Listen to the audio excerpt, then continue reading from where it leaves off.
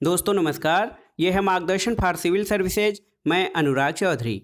मार्गदर्शन एनसीईआरटी श्रृंखला के अंतर्गत आज आप पढ़ेंगे छठवीं कक्षा की भूगोल की पुस्तक पृथ्वी हमारा आवास का अंतिम अध्याय अध्याय 8 भारत की जलवायु, वनस्पति तथा वन्य प्राणी। दोस्तों ये जो अध्याय है वो छठवीं कक्षा की भूगोल की पुस्तक पृथ्वी हमारा आवास का अंतिम अध्याय है। इसके बाद हम 7th क्लास का भूगोल प्रारंभ करेंगे। आज के इस अध्याय के अध्ययन से आप जान पाएंगे कि मौसम किसे कहते हैं, भारत में मुख्य रूप से कौन कौन सी ऋतुएं होती हैं और कौन कौन से मौसम होते हैं, जलवायु किसे कहते हैं, भारत की जलवायु किस प्रकार की है और किसी स्थान के जलवायु को प्रभावित करने वाले कौन कौन से कारक हैं, प्राकृतिक वनस्पति किसे कहते हैं, जलवायु विभिन्नता के आधार पर भारत में कितने प्रकार की वनस्पतियां या वन पाए जाते हैं, वनों का हमारे जीवन में महत्व और आवश्यकता क्या है तथा वन्य प्राणियों के संबंध में। तो आइए शुरू करते हैं आज का चैप्टर भारत, जलवायु, वनस्पति तथा वन्य प्राणी। दोस्तों आप मौसम के बारे में प्रतिदिन समाचार पत्रों में पढ़ते हैं और टेलीविज़न पर देखते भी हैं अथवा दूसरों को इस संबंध में बातें करते हुए सुनते हैं। तो मौसम क्या है इसके बारे में जानना जरूरी है। तो दोस्तों मौसम किसे कहते हैं? मौसम वायुमंडल में दिन प्रतिदिन होने वाला परिवर्तन है। मौसम जो है वो वायुमंडल में दिन प्रतिदिन यानी रोजाना जो परिवर्तन होता है उसे मौसम कहते हैं। इसमें क्या क्या चीज़ें शामिल होती हैं? इसमें तापमान, वर्षा और सूर्य का विकिरण इत्यादि शामिल होता है। उदाहरण के लिए मौसम कभी गर्म और कभी ठंडा होता है, कभी कभी आसमान में बादल छा जाते हैं तो कभी वर्षा होती है। आपने ध्यान दिया होगा कि जब बहुत दिनों तक मौसम गर्म रहता है तो आपको हल्के कपड़े की आवश्यकता पड़ती है, ऊनी कपड़ों की आवश्यकता नहीं पड़ती है। आप खाने पीने में ठंडे पदार्थों का प्रयोग करने लगते हैं और इसके विपरीत ऐसे भी दिन होते हैं जब आपको ऊनी वस्त्रों की आवश्यकता पड़ती है और ऊनी वस्त्रों के बिना आपको ठंड लगती है, ठंडी और तेज़ हवाएं चलती हैं। इन दिनों में आप गर्म चीज़ें खाना पसंद करते हैं।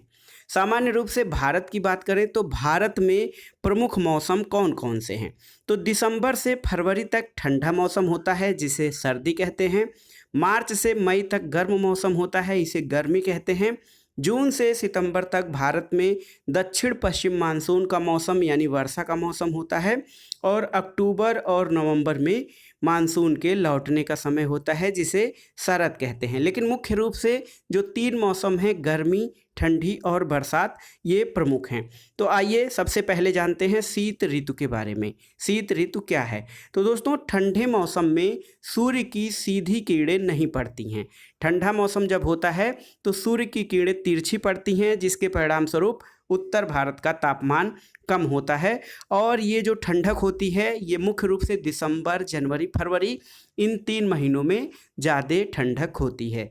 ग्रीष्म ऋतु, तो जो ग्रीष्म ऋतु होता है ये गर्मी का मौसम जो होता है दोस्तों, इसमें सूर्य की जो किरणें होती हैं अधिकतम सीधी पड़ती हैं, तापमान ऐसे समय में बहुत हो जाता है और दिन के समय गर्म और शुष्क पवन बहती है और उत्तर भारत में इस प्रकार की स्थानीय पवन को लू कहा जाता है।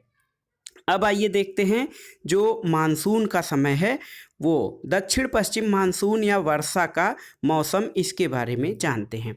तो दोस्तों ये मानसून जो है ये आने का समय और आगे बढ़ने का मौसम है। तो जो वर्षा का समय होता है ये जून, जुलाई, अगस्त वाला जो मौसम है ये वर्षा का मौसम होता है। मानसून के कारण भारत में वर्षा होती है और इस समय जो पवन होती है बंगाल की खाड़ी और अरब सागर से स्थल की ओर चलती है और वे अपने साथ नमी लाती हैं और जब ये पवन पहाड़ों से टकराती हैं, उनकी ढालों से टकराती हैं, तब वर्षा होती है। एक और समय है मानसून के लौटने का समय या शरद ऋतु। इस समय पवन स्थल भागों से लौटकर बंगाल की खाड़ी की ओर वापस जाती है। ये मानसून के लौटने का समय होता है। भारत के दक्षिणी भागों में विशेषकर तमिलनाडु और आंध्र में इस मौसम में यानी लौटते हुए मानसून से भी वर्षा होती है। तो एक प्रश्न पूछा जाता है किस राज्य में जाड़ों में वर्षा होती है? तो ये जो तमिलनाडु और आंध्र प्रदेश का कुछ भाग है यहाँ पर लौटते हुए मानसून से जाड़ों में भी वर्षा होती है। अब जानते हैं दोस्तों जलवायु। आपने मौसम जान लिया, अब इसके बाद जानते हैं जलवायु क्या है। तो जलवायु या क्लाइमेट किसे कहते हैं? तो किसी स्थान पर अनेक वर्षों में मापी गई मौसम की औसत दशा जलवायु कहलाती है। किसी स्थान पर कई वर्षों में या लंबे समय के अंतराल पे जो मापी गई मौसम की औसत दशा होती है उसे जलवायु कहते हैं। भारत की जलवायु को मोटे तौर पर मानसूनी जलवायु कहा जाता है, क्योंकि यहाँ की जो जलवायु है काफ़ी हद तक मानसून से संचालित होती है और इससे प्रभावित भी होती है। मानसून शब्द का उत्पत्ति क्या है? तो मानसून शब्द अरबी भाषा के मौसम शब्द से लिया गया है। इसका अर्थ होता है मौसम। भारत की स्थिति उष्णकटिबंध में होने के कारण अधिकतर वर्षा मानसूनी पवन से ही होती है और भारत में जो कृषि है वो वर्षा पर निर्भर करती है। भारत की अधिकांश कृषि वर्षा पर निर्भर है और अच्छा मानसून का अर्थ होता है कि पर्याप्त वर्षा और प्रचुर मात्रा में फसलों का उत्पादन। तो ये आपने जान लिया मौसम क्या है और भारत में मुख्य रूप से कौन कौन से मौसम पाए जाते हैं। इसके अलावा जलवायु किसे कहते हैं। अब जानते हैं कि जलवायु को प्रभावित करने वाले कौन कौन से कारक हैं। तो दोस्तों किसी भी स्थान की जलवायु को प्रभावित करने वाले कुछ कारक हैं, जैसे उसकी स्थिति, ऊंचाई, समुद्र तल से दूरी और उच्चावच। तो किसी स्थान की जलवायु उसकी स्थिति यानी अवस्थिति, लोकेशन, उसकी ऊंचाई, समुद्र तल से दूरी और उच्चावच पर निर्भर करती है।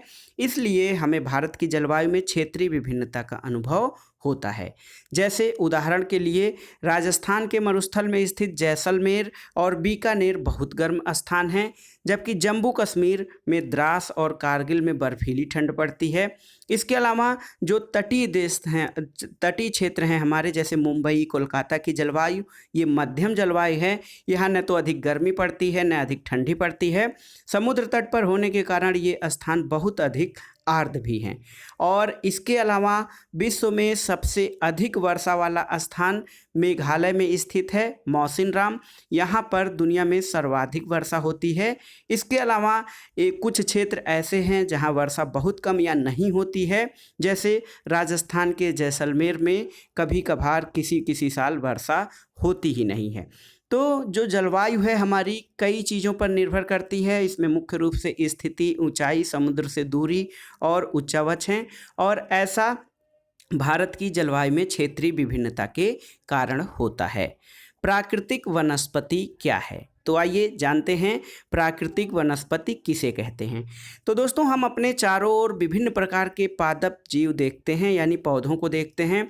हरे घास वाले मैदान में खेलना बहुत अच्छा लगता है। कुछ पौधे छोटे होते हैं जिन्हें झाड़ी कहा जाता है, उनमें कैकट्स और फूल वाले पौधे होते हैं।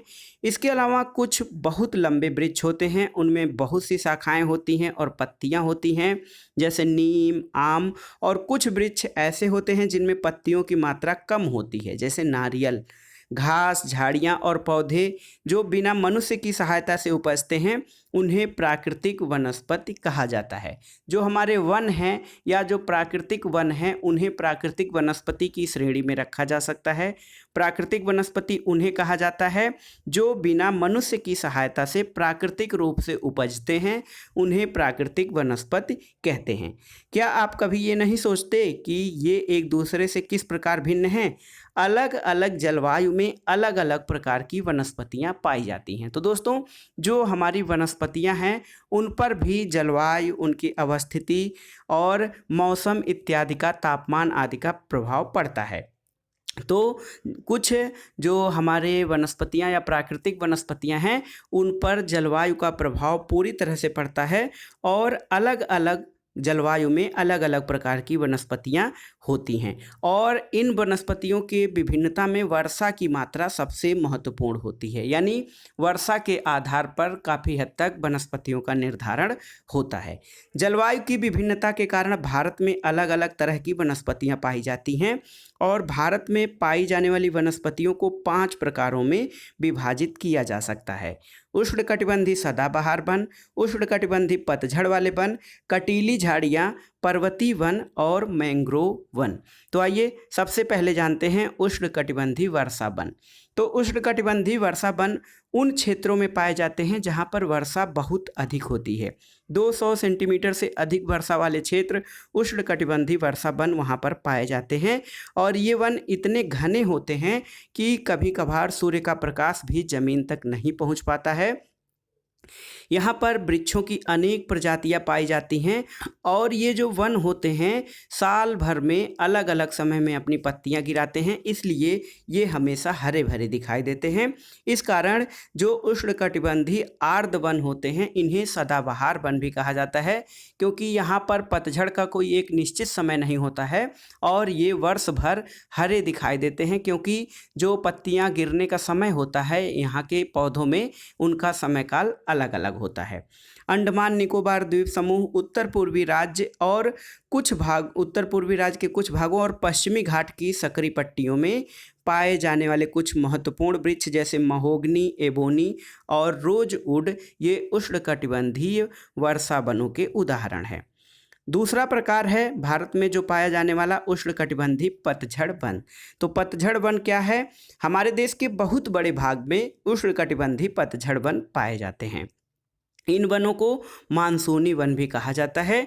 ये वन जो होते हैं ये जंगल कम घने होते हैं और साल में एक निश्चित समय में ये अपनी पत्तियां गिराते हैं। इन वनों में पाए जाने वाले महत्वपूर्ण पेड़ ये इमारती रूप से बहुत ही महत्वपूर्ण होते हैं। इनमें साल, सागौन, पीपल, नीम और शीशम आदि के वृक्ष पाए जाते हैं। और इन वनों का जो क्षेत्र है मुख्य रूप से मध्य प्रदेश, उत्तर प्रदेश, बिहार, झारखंड, छत्तीसगढ़, उड़ीसा और महाराष्ट्र के कुछ क्षेत्र तक इन वनों का विस्तार पाया जाता है। इसके अलावा कटीली झाड़ियाँ, तो ये वनस्पतियाँ जो हैं ये देश के शुष्क भागों में पाई जाती हैं जहाँ पर वर्षा कम होती है और पानी की मात्रा कम होती है।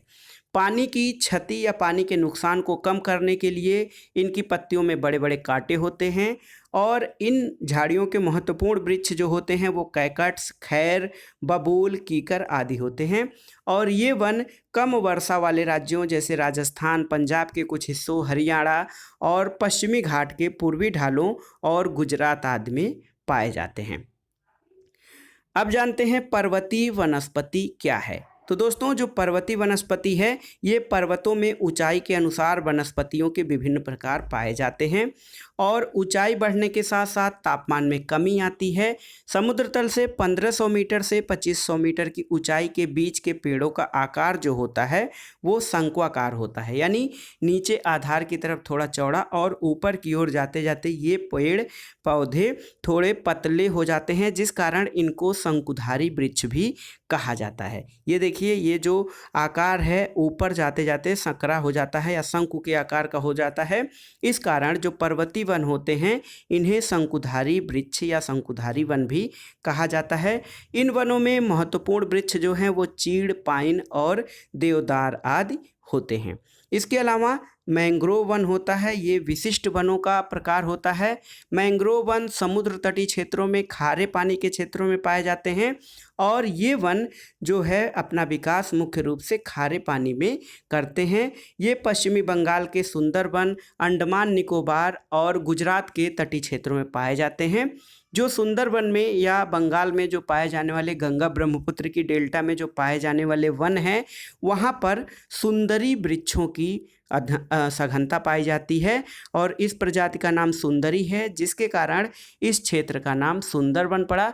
और सुंदरवन डेल्टा ये गंगा और ब्रह्मपुत्र नदियों द्वारा बनाया गया डेल्टा है, बहुत ही उपजाऊ है और दुनिया का सबसे बड़ा डेल्टा कहलाता है और इसका नाम सुंदरवन है। सुंदरवन जो मैंग्रोव वन की एक प्रजाति है जिसके वृक्षों को सुंदरी कहा जाता है, उसी के नाम पर इसका नाम सुंदरवन पड़ा है।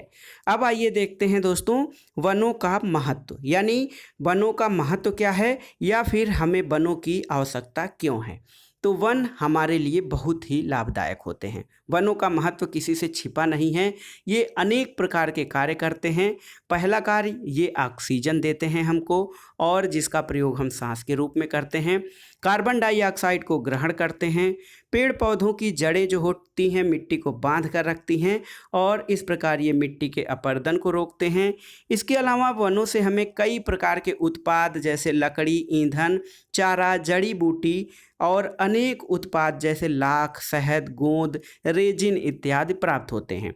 इसके अलावा दोस्तों वन जो होते हैं वो वन्य जीवों के प्राकृतिक आवास होते हैं और वर्तमान में जो स्थिति बनी है औद्योगिकरण और नगरीकरण के कारण पेड़ों का अंधाधुंध कटाई हुआ है, जिसके कारण बड़ी मात्रा में प्राकृतिक वनस्पतियां और वनों का ह्रास हुआ है और जो हमारे वन्य जीव हैं उनके लिए आवास की समस्या उत्पन्न हो गई है और ये दृष्टि या ये स्थिति जैव विविधता के लिए भी काफ़ी हानिकारक है। हमें ऐसे अधिक से अधिक पौधे लगाने चाहिए, जो पेड़ बचे हैं उनकी रक्षा करनी चाहिए और लोगों को पेड़ों के महत्व के बारे में बताना चाहिए। हम लोग कुछ खास प्रकार के आयोजन जैसे वन महोत्सव मनाकर अधिक से अधिक लोगों को इस प्रयास में शामिल भी कर सकते हैं और अपनी पृथ्वी को हरा भरा रख सकते हैं। तो देखिए दोस्तों, वनों के उपयोग को एक चित्र के माध्यम से इस प्रकार समझा जा सकता है। जैसे एक ये वृक्ष है, इसकी जड़ें हैं और ऊपर का जो हिस्सा है, तो ये देखिए ये सबसे पहला काम है जो वनों का, ये है ऑक्सीजन हमें देते हैं। इसके अलावा कुछ औषधियाँ इनसे प्राप्त होती हैं। आश्रय जो हमारा मकान बनता है उनमें भी लकड़ी लगती है। चारा, पशुओं के लिए चारा, इसके लिए जलावन के लिए ईंधन, खेल का सामान लकड़ी से ही बनता है। इसके अलावा फर्नीचर और शहद ऐसा उत्पाद है जो मधुमक्खियों से प्राप्त किया जाता है और ये जो हमारे वृक्ष हैं या पेड़ पौधे होते हैं उनके फूलों के रस से परागण करती हैं, उनसे रस लेकर मधु या शहद एकत्र करती हैं। इसके अलावा वनों से, पेड़ पौधों से हमें फल मिलता है, गोंद और लाख, और प्राकृतिक जो हमारे वन्य जीव हैं जैसे चिड़िया, अन्य प्रकार के पशु पक्षी, उनका प्राकृतिक निवास है और अनेक प्रकार की इमारती लकड़ी, और ये देखिए रबर की प्राप्ति भी वनों से ही होती है। तो हम समझ सकते हैं वनों का हमारे जीवन में कितना महत्व है। वन हमारे लिए बहुत ही महत्वपूर्ण है, चाहे हमारे जीवन के लिए ऑक्सीजन देकर या आर्थिक रूप से अपने लाभों के कारण वनों का महत्व बहुत अधिक है। अब आइए देखते हैं वन्य प्राणी क्या हैं। तो दोस्तों, वन विभिन्न प्रकार के वन्य जीवों का निवास स्थान होता है। वनों में जंतुओं की हजारों प्रजातियां और बड़ी संख्या में विभिन्न प्रकार के सरीसृप, उभयचर, पक्षियों, स्तनधारियों, कीटों और कृमियों का निवास होता है। बाघ हमारा राष्ट्रीय पशु है और ये देश के विभिन्न भागों में पाया जाता है। गुजरात में जो गिर वन है ये एशियाई शेरों का निवास है। हाथी और एक सींग वाला जो गैंडा होता है वो असम के जंगलों में घूमते हैं। हाथी केरल और कर्नाटक में मिलते हैं। ऊंट जो है वो रेगिस्तानी क्षेत्रों में मिलता है। जंगली गधा कच्छ के रण में पाए जाते हैं। जंगली बकरी, हिम तेंदुआ, भालू इत्यादि हिमालय के क्षेत्र में जैसे जम्मू कश्मीर और हिमाचल प्रदेश वाले क्षेत्रों में पाए जाते हैं।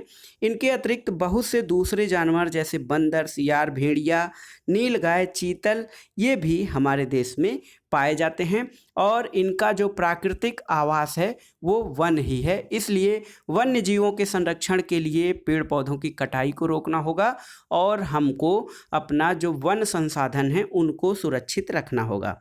भारत में वन्य जीवों के अतिरिक्त जो पक्षी हैं उनकी भी प्रचुरता पाई जाती है। मोर जो है वो हमारा राष्ट्रीय पक्षी है।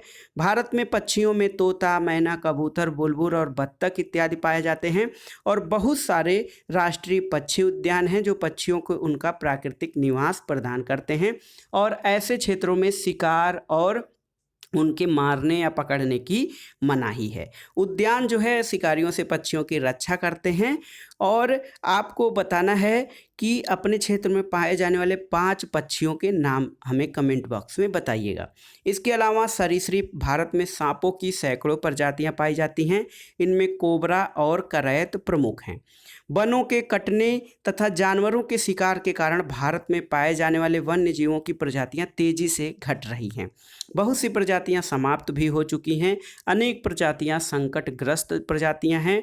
उनको बचाने के लिए अनेक प्रकार के प्रयास किए जा रहे हैं, जैसे राष्ट्रीय पार्क या राष्ट्रीय उद्यान बनाए जा रहे हैं, पशु विहार और बायोस्फीयर रिजर्व यानी जैवमंडल आरक्षित क्षेत्र भी स्थापित किए गए हैं। सरकार ने हाथियों और बाघों को बचाने के लिए बाघ परियोजना और हस्ती परियोजना आदि परियोजनाओं को शुरुआत किया है। यदि आप ये वीडियो देख रहे हैं तो कमेंट बॉक्स में आपको ये बताना है कि भारत में हाथी परियोजना की शुरुआत कब की गई और भारत में बाघों के संरक्षण के लिए बाघ परियोजना कब प्रारंभ किया गया है। इसके अलावा वन्य जीवों के संरक्षण में हम लोग भी अपना योगदान कर सकते हैं और जैसे जानवरों के शरीरों के विभिन्न अंग जैसे हड्डी, सींग और पंख से बने पदार्थ को खरीदने से इनकार कर सकते हैं। और प्रत्येक वर्ष हम लोग अक्टूबर के पहले सप्ताह को यानी 1 से 7 अक्टूबर को वन्य जीव सप्ताह के रूप में मनाते हैं, ताकि वन्य जीवों के निवास को संरक्षित रखने के लिए जागरूकता लाई जा सके।